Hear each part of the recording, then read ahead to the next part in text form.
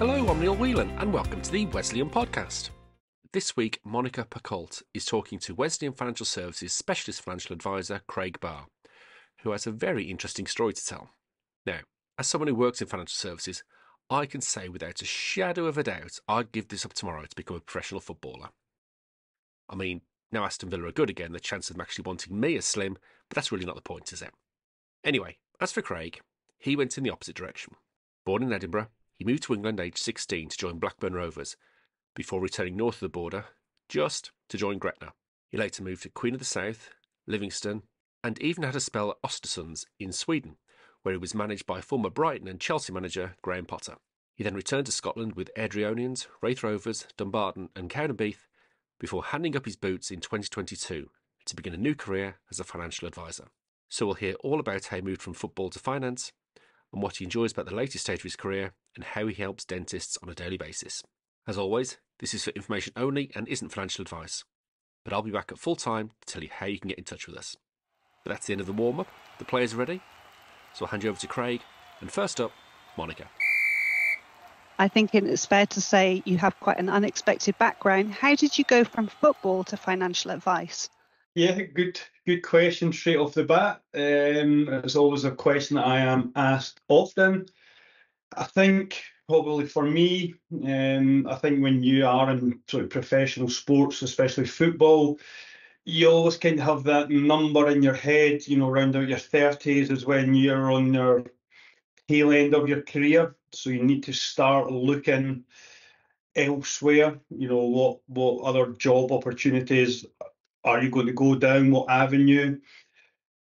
For me, I had several family members that were in the financial services industry, so I was always around it. I was always amongst it at family gatherings, get-togethers, etc. I think in my younger days, maybe didn't find it as interesting or as intriguing. But as I got older, and as I say, I was getting to that 30s age, I started to ask more questions and delve a little deeper into the financial services market, and it did feel as if it would be of interest. Oh, that's really interesting. So you did already have family and you did already have that connection, but you were busy, in an active sporting career, but you already had that connection there. Yeah, definitely. And I think the good thing is, as my football started winding down a little bit in terms of I was full-time football for 15 years. And I think the last 5 years was more part-time.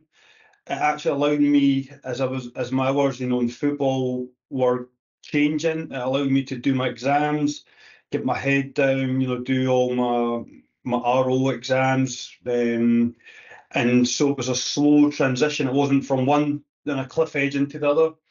I could do it in a transition where I was still doing a little bit of football, but it was just tailing off a little bit. And then financial services was ramping up a little bit, if that makes sense. Absolutely. Yeah, it sounds like you had quite a good transition there. Who did you play for, if you don't mind me asking? Depending on your knowledge of Scottish professional teams, there was many teams. I think as you get to your 30s in Scotland, you are kind of known as a journeyman. I was several years in Livingston Football Club. I was Raith Rovers. I played over in Sweden, and I started off down England, which may be more relevant to yourself at Blackburn Rovers as a kid, going through the academy. Wow. Yeah. Oh, that sounds really impressive. Is there anything you wish you'd known beforehand about financial planning that you feel everyone should know or take action on? I think it was, as cliche as it sounds, it's probably just starting early and often. I don't think you need to be a certain level of income or capital, requirement. I think if you save little and often, regularly, whether depending on what vehicle, ISAs, pensions, it is the wonderful art of the compounding, which can have a massive impact 15, 20 years later. And it's maybe something that when you are young, you do just kind of brush off to one side. Absolutely, definitely. And what have you taken from your career in football that's aided your career as a financial advisor or helped benefit your clients? think it's probably, I say it's one thing you never realise what you're doing in football. You maybe don't know that you're getting the transitional skills for later life. I think it'd be more just the client facing kind of thing, the interaction, social skills, adapting. I think in football over the years, 20 odd years perhaps I was in football, I came across many different people, many different backgrounds, many different cultures, religions, and you've all kind of got to work together and find a common ground, whatever that may be. And I think that is quite transferable when you speak to clients at different stages in their journey, different needs, different goals, and it's just about adapting and finding that common ground level.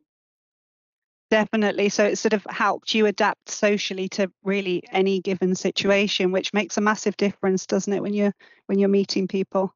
Yeah, I think so. I think, whether I'm speaking to a principal with multiple practices or a new graduate, I just think it's about understanding them. And I think coming from a football background, say being in boardrooms or speaking to managers or speaking to, as you get older in your career, you're perhaps captaining a team and you're a vocal member of the dressing room, all those skills can transfer over into financial services. I mean, ultimately, you want your clients to know and trust you.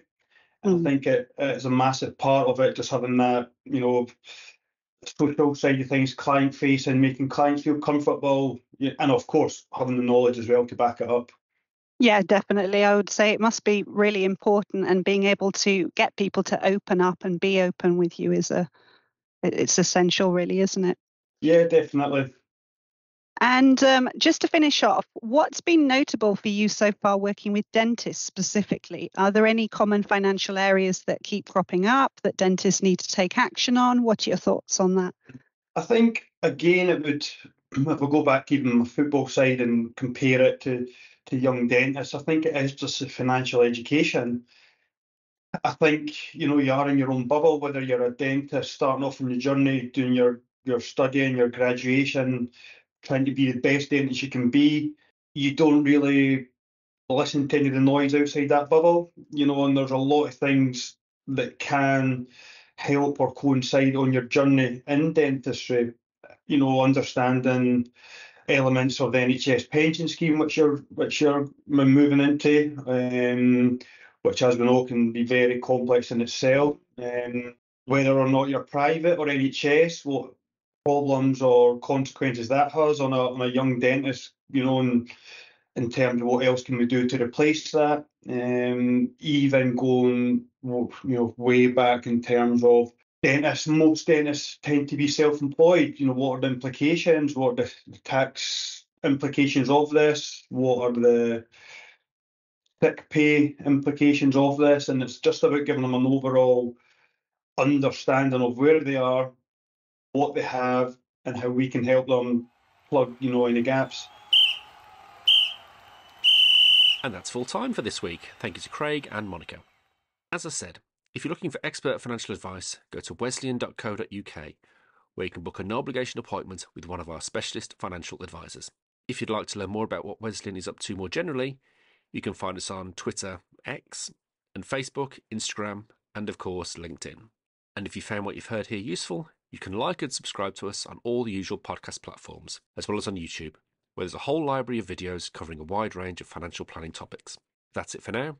So until next time, thanks for listening.